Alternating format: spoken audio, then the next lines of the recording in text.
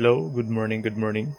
Good morning po sa inyong lahat. Nonong S. Revealer po ay gising na maagang maaga pa para talakayin po ang mga bagay na ito na masyado pong nagkurot sa aking puso.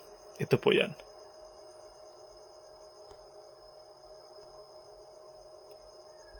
Yan. Tinalakay po dyan kung magkano ang sahod ng mga economic managers at nakakalungkot sa part ng mga minimum wage earner nating mga kababayan na ang sahod pala nila ay umaabot sa almost 200,000 pesos a month. Samantalang ang mga minimum wage earners 8,000 lang. Kaming mga guro nasa 30,000.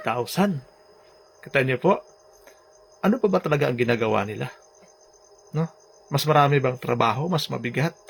Ba't ganun kalaki ang sahod nila? Kaya po pala hindi nila ramdam ang hirap ng mga Pilipino. Hindi nila ramdam ang hirap ng mga ultimong manggagawa dahil pala sa laki ng sahod nila. Kaya nga dyan, saludo ako sa iyo, sir, na party list, Representative Eli San Fernando, thank you po sa iyong suporta sa mga minimum wage earners. Sana po magawaan na po ng paraan na matulungan din po ang ating mga kababayan. Salamat po and God bless.